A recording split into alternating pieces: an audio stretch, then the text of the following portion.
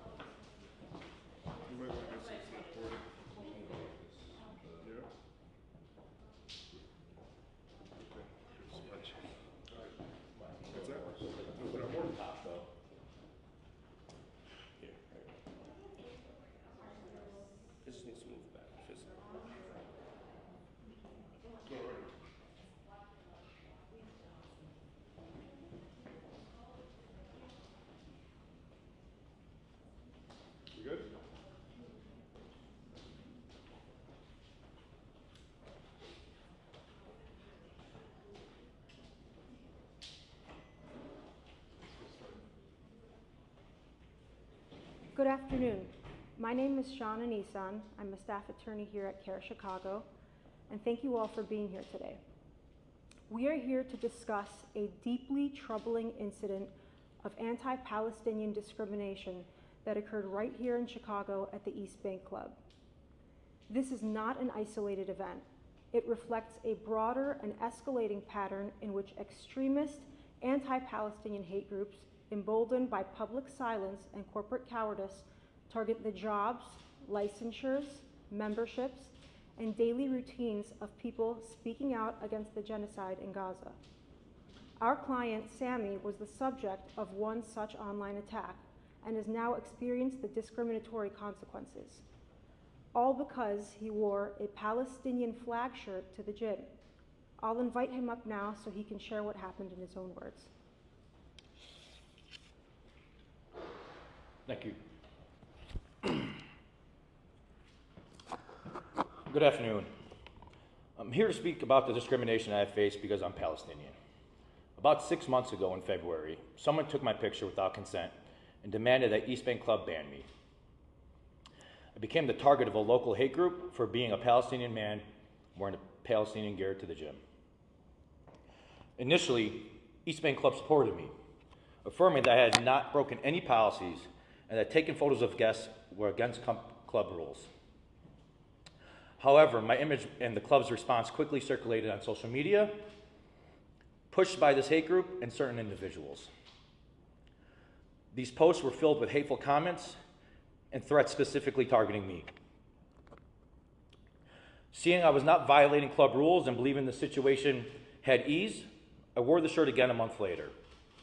Unfortunately, I was once again singled out by the same hate group who posted about me and renewed their hateful messages. Shortly after, East Bank Club called me into a private hush-hush meeting, asking that I not wear that shirt. When I asked which policy I was violating, what was wrong with my attire, I received no clear answers. When I asked what would happen if I did wear this shirt, they gave no response.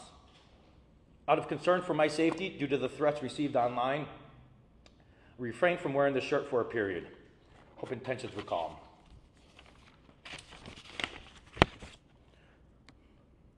As the crisis in Palestine worsens, the haunting reality became impossible to ignore. For anyone with a conscience, especially for Palestinians, the agony of remaining silent in the face of such suffering is unbearable. Every day, Israel bombs, starves, and erases innocent people, including children with hopes and dreams. Their cries echo in the hearts of those who refuse to look away, begging that we act and that we speak, that we do not let them be forgotten. This is why I wear the shirt, as a declaration that humanity cannot turn its back on a genocide unfolding before our eyes. I did it for the children who have lost everything, for the families torn apart, for the dignity of those whose only crime was existing in a place where their lives are deemed expendable. Silence is complicity. To stand up, to be seen, to raise our voices for justice, even when it comes at our personal expense, is the least we owe to those who are suffering unimaginable horrors. And this is my expression of my pride. In July, I wore the shirt again at the gym for about an hour without incident, and I left. A few days later, while just relaxing at East Bank at their pool, I decided I was going to leave for about an hour to go for a walk. When I returned from my workout, I was stopped at the entrance. I was told I was not allowed in, and no reasons were given. Subsequently, I received a formal letter banning me from East Bank. My attempts to seek clarification were blocked, my calls went unanswered, and even my number was blocked.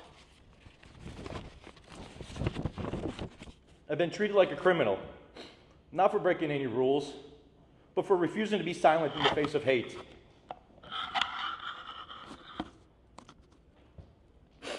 East Bank Club's response fueled their hate even further. Links to these hate posts remained on their social media until late July, despite clear violations that this violated their own policies. As far as I know, the individual who took the unauthorized photos is still a member, while I'm banned. This is about more than my membership.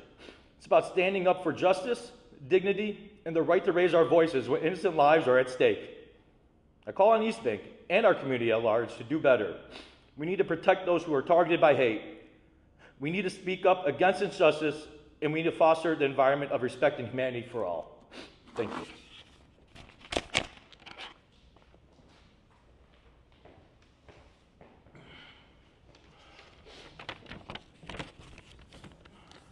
Photography without permission is strictly prohibited at East Bank Club.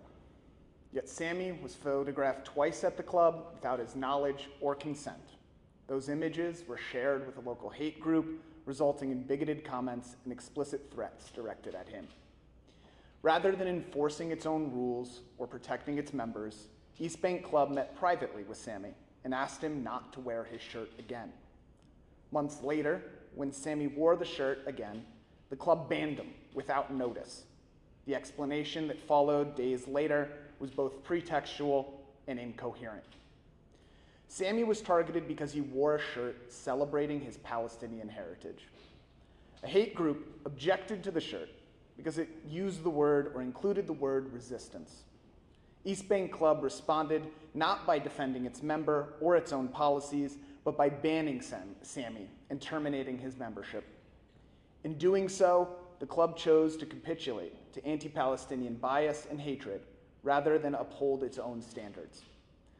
Terminating Sammy's membership because he proudly expressed his Palestinian identity is discrimination, plain and simple. Under Illinois law, gyms are places of public accommodation and are prohibited from discriminating based on ethnicity or national origin. East Bank Club violated that law, and we intend to hold it accountable. Thank you.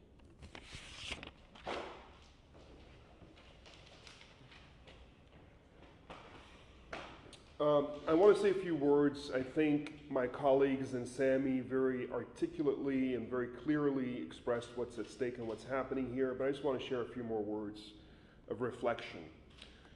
First, we're looking at several things happening at once here. We're looking at a business essentially refusing to stand with a member, a consumer of that business, whereas they've done nothing wrong. And they've singled him out because of his national origin and because of a public hate campaign against him. Indeed, as Shauna mentioned, this is a case of corporate cowardice and a dereliction of duty. We're also looking at the sad reality where a notorious hate group that beats its chest publicly and very without apology, unapologetically, coming after Palestinians anywhere they exist in any form of public self-identification, whether it's at universities or schools or businesses, online or in gyms, and targeting them. This is a group that supports the genocide. And when Palestinians stand up and say, resist the murder of my people, let's stand up and defend ourselves against mass murder and mass starvation, then this business decides to side with those who are promoting genocide rather than those who are opposing it. We cannot live in an environment in which Palestinians are dehumanized, or anybody is dehumanized at that level, and we look away. We cannot live in an environment where those with loud voices and those with the audacity to keep targeting vulnerable communities with these hateful messages, to deny them the right of existence, the right of participation, the right of membership, the right of education, the right of employment, That is an extension of what the genocide is. It's erasure through dehumanization. And we're seeing it happen right here in America, and people of good faith and conscience, Muslims, Christians, Jews, otherwise, stand together against this sordid behavior that is the reason why the genocide has been happening for 2 years. And so in conclusion, we stand with Sami, not just for his legal rights, which clearly have been violated, but for his basic human rights, which all people of any sense of morality must and do acknowledge. And we stand against the wizards and witches of hate in this country. They're promoting gleefully hatred against Palestinians to deny them their rights in this country as they do abroad. Every human being has a right to resist their own murder, to resist their own starvation, to resist their own annihilation. I cannot stand here and attempt to sock you in the face and tell you I have a right to do so, and if you dare flinch, I say, because that's a form of resistance, you don't have the right to flinch. You don't have the right to cover your face. You don't have the right to hit back. You have every right to defend yourself against attacks and threats. You have every right to resist your own annihilation and to want to continue to exist. And that's the only message that this Palestinian man had on his shirt. And it's a message that no business and no group should have any problem with unless they're anti-Palestinian and don't believe that Palestinians have the same human rights as everybody else. With that, we conclude our press conference and we open it up to any questions.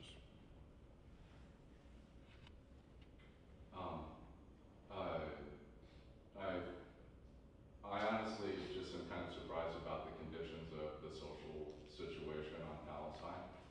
Just for my audience, which is pretty international, maybe for ABC, are these types of attacks occurring more frequently? Is this one of the bigger parts of the kind of work that you guys are dealing with right now? As mentioned in the introduction, they're occurring frequently because there are dedicated organizations that are newly created since October 7th that have made it their cause to come after Palestinians anywhere they self-identify as Palestinians publicly in any form. Dare they stand up against the genocide? Dare they push back against the far-right, violent, murderous Israeli government that is causing this genocide, which they support? So they're an extension of this genocide. They publicly support the genocide and push back against Palestinians who dare have a problem with it. We're seeing educators be targeted by their schools. We're seeing, whether it's schools or universities, we're seeing students. We're seeing employees of various corporations and businesses. We're seeing lawyers at law firms. We're seeing doctors at hospitals. We're seeing politicians who are doxxed and attacked for standing up with Palestinian human rights. So it's all across the board, and it's plentiful, it's numerous, and this is just one of the many cases we're looking at. And do we know the names of any of the organizations, or is it some of the behavior more informal than that, or unstructured maybe? I mean, you know, one of the organizations is called the Chicago Jewish Alliance.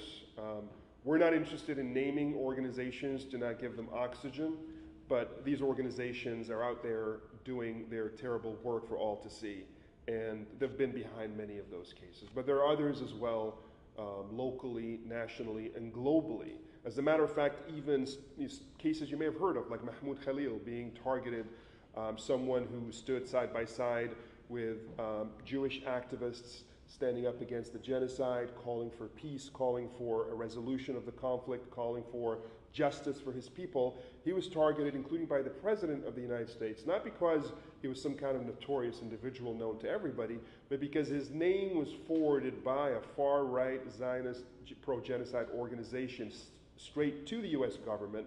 And that's an organization, by the way, that's registered outside of the United States and functions mostly outside of the United States, and that is Bitar. And so that's been the claim by many of the media venues. And so we're seeing local and international organizations, you know, attempt to target and dehumanize and silence Palestinian voices here in America and abroad. Question about Sami. How long were you a member for East Bay Club? A little bit over 2 years. As soon as I moved into the city, they were the gym I chose to attend, and I was, for me, I thought a good member up until I was dismissed. What's your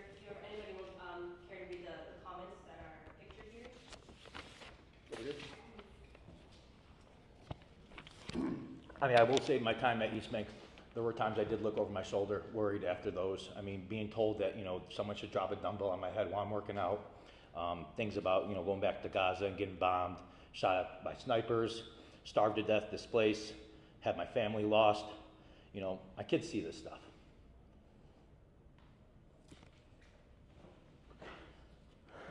And they shouldn't have to be ashamed for who they are either. Sorry. As you can see, this has a real effect on people's everyday lives. This is not someone who is out there, an activist fighting. He's somebody going to work out. These are people who are going to their local grocery shops, people going to their schools.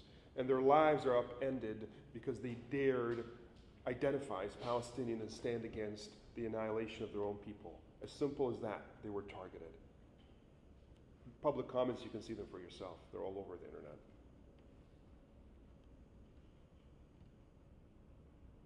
All right. Thank you all very much. Have a pleasant day.